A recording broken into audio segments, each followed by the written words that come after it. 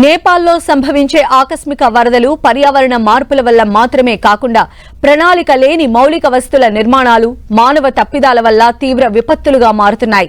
పర్వత ప్రాంతాల్లో ఎలాంటి పర్యావరణ అధ్యయనాలు లేకుండా స్థానిక పంచాయతీలు విచక్షణ రహితంగా బుల్డోజర్లతో రోడ్లు తవ్వుతున్నాయి. ఈ ప్రక్రియ కొండచర్యల నిర్మాణ స్థిరత్వాన్ని దెబ్బతీస్తోంది.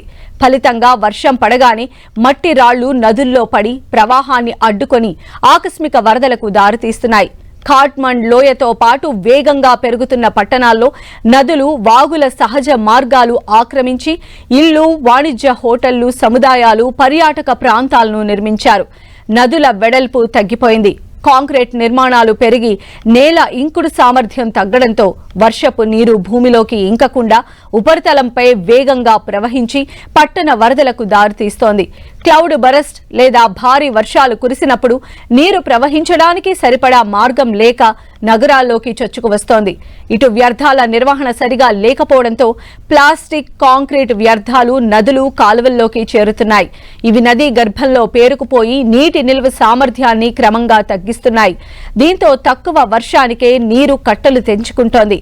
భూకంప ప్రమాదం ఉన్న సున్నితమైన పర్వత శ్రేణుల్లో శాస్త్రీయ అధ్యయనం లేకుండా పెద్ద ఎత్తున డ్యాంలు నిర్మించడం, హిమాలయ నదులపై సరైన దూరదృష్టి లేకుండా నిర్మిస్తున్న జల విద్యుత్ ప్రాజెక్టులు నదీ పర్యావరణాన్ని దెబ్బతీస్తున్నాయి.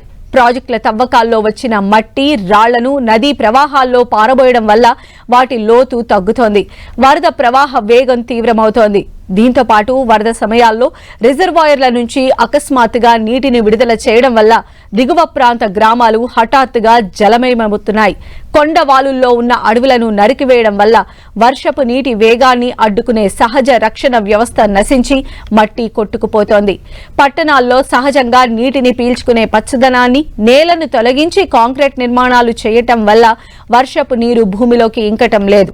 ఆ నీరంతా ఉపరితలంపైనే వేగంగా ప్రవహించి తక్కువ సమయంలోనే లోతట్టు ప్రాంతాలను ముంచెత్తుతోంది. ప్లాస్టిక్, నిర్మాణ వ్యర్థాలను నదుల్లో పడేయడం వల్ల వంతెళ్ల కింద, చెక్ డ్యాంల వద్ద నీటి ప్రవాహం ఆగిపోయి నీరు వెనక్కి తన్నుతోంది.